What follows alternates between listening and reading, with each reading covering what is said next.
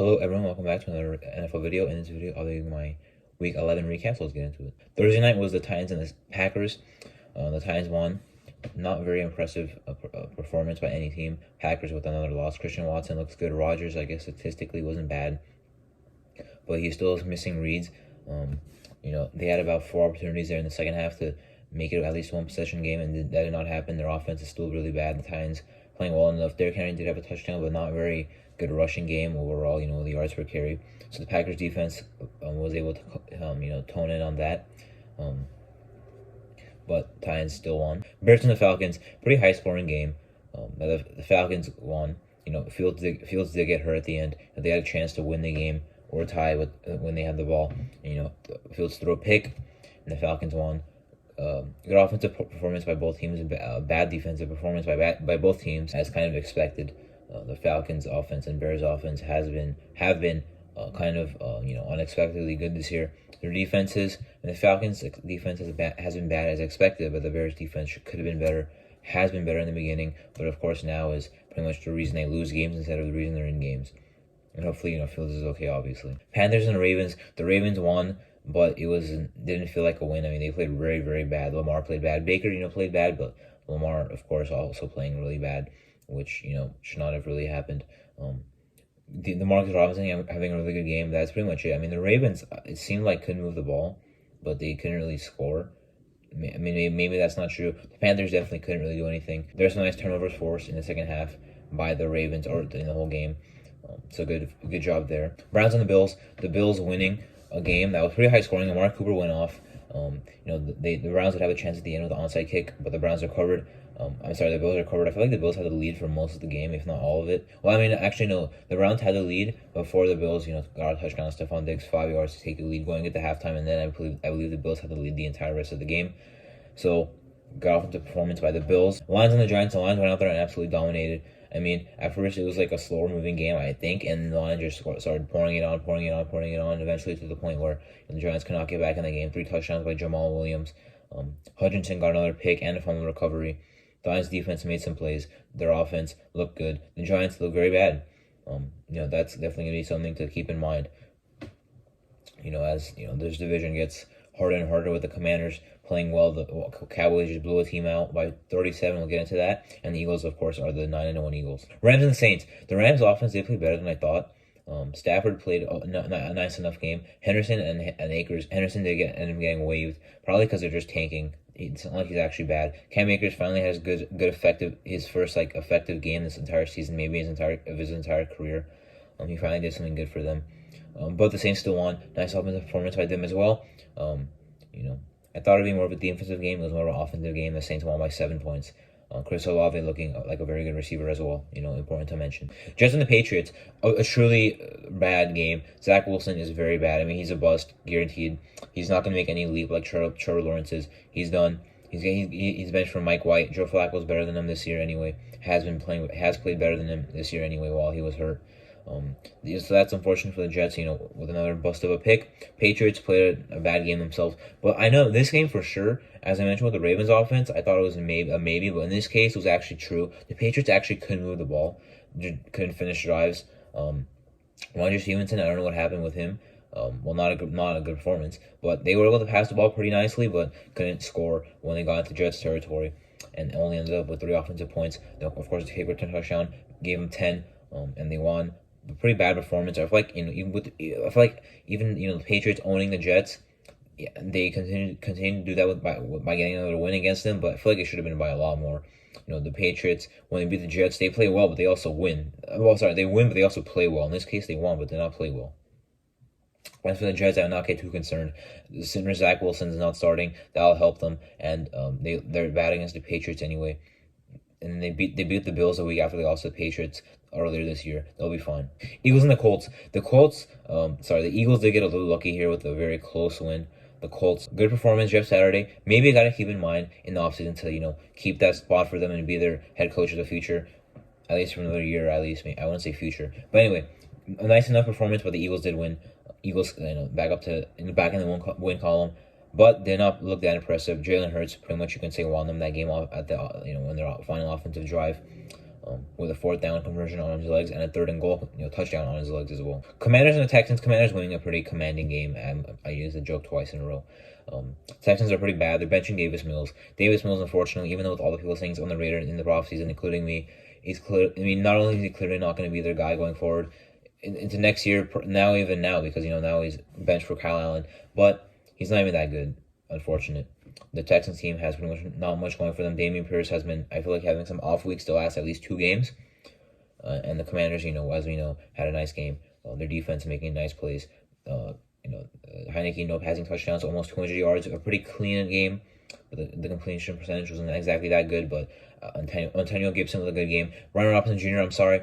He's not effective when he's running the ball. I don't like. Maybe he'll get better as he recovers from the injury. He is a rookie, of course, but he's not been that good. His story's great, but he has not been that good. Antonio Gibson got the starting role back and had a really good game. Raiders and the Broncos in overtime. The Raiders won this one. It's just crazy to me how Patrick Surtain II became the most defended player in the National Football League. I don't know if he can give up a game losing touchdown and still be defended, and apparently, I don't know how that works.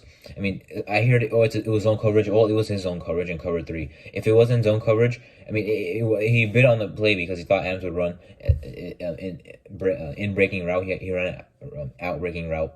He was beat for the touchdown. Yes, I'm making a location change. But anyway, there's no excuse as to why he will still be a pretty good amount in that game.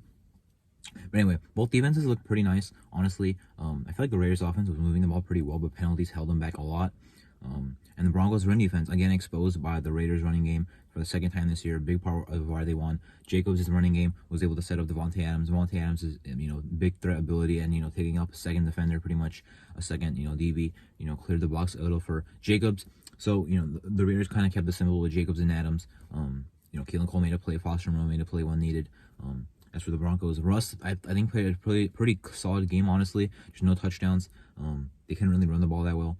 And, another pretty bad game on offense by the Broncos. Bengals and the Steelers ended up being a shootout, which is kind of surprising.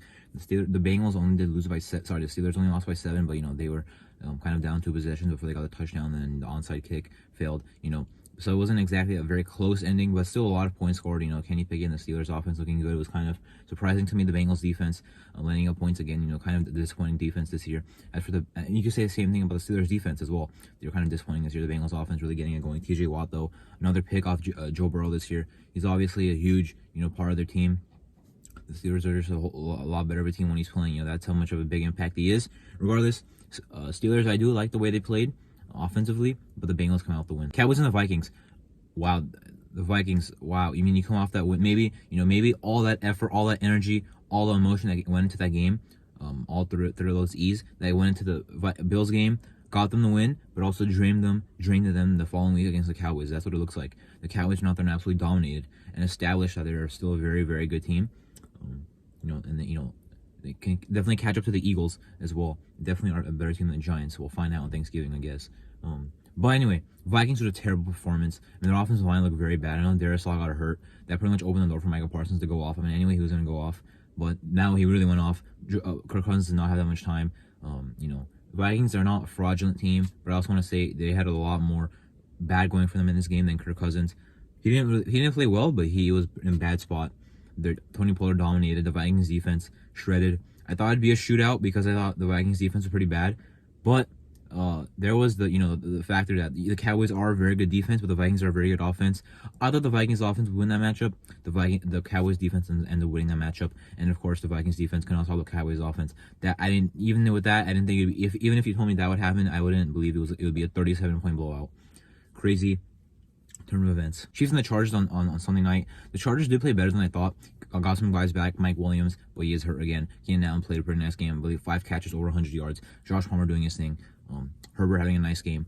The Chiefs, though, having a really good running game as well. Pacheco got over 100 yards. CEH getting hurt. Kelsey is just really dominant, especially when playing the AFC West. Same with Mahomes. So, we've seen a scenario before. I've seen it before as a Raider fan. When you give Mahomes too much time, you're going to lose. I don't care who your defense is. The Chargers defense is not very good, but with any defense in the league, really, I would not trust him to stop Mahomes if he has anywhere near 2 minutes with the ball and at least one timeout or anything like that. And, he went down there and he scored. Chiefs, of course, a very well-coached team, very good in the clutch. When they get the ball last, that's pretty much what's going to happen. I guess the Chargers got the ball last with about 25 seconds left. Yeah, they needed a field goal. Herbert threw a pick. The first down play was a disaster. Made the drive a whole lot harder, and then second down he just threw a pick, deflected anyway. Double coverage before it was deflected anyway. So good game on both sides. Ended up being a shootout. The Chargers and Chiefs do put up nice games when they play. Definitely primetime worthy. The Chargers again did play better than I thought. But they did end up losing to the Chiefs like I also thought. Now Monday night, the 49ers and the Cardinals. The 49ers putting down the absolute beatdown on the Cardinals, dominating them. The Cardinals looking pretty much dysfunctional and bad. 49ers looking really good. The 49ers, this thing about the 49ers will continue. They had a really good game, but are they really still a Super Bowl contender? They have the roster to be. We know about their defense. Now their offense is clicking. With the addition of McCaffrey, that's huge. Ayuk and Samuel are a very good duo. Kittle's a very good tight end. Even Jimmy Garoppolo is getting a nice season going, and their offensive line is pretty above average, you can say. Average at worst, but I think it is above average. And their defense, as I mentioned, we already know. I mean, are they playing like a Super Bowl team? Not exactly. I mean, they barely beat the Chargers. They also the Falcons. They did just blow out the Cardinals. So I feel like could be playing a little bit better. I'm not gonna be bought into them as a top team in the NFC, but I mean they're not even winning their division. But them and Seattle should have. I mean I don't think they've played yet. They have played in week 2, but Seattle is a lot better of a team now than they were all the way back then. They did beat the Broncos in week 1, but the Broncos are not a very good team. Seattle now is 6-4 and has been playing well. So we'll see what happens next time they play. That'll be a huge game for the division. We'll see if the 49ers win their division. If they don't, even if they don't, they'll still probably make the playoffs and will be a dangerous team to look out for in the playoffs. But anyway, that was my week 11. And for a recap, I'm Arthur. Thank you for watching.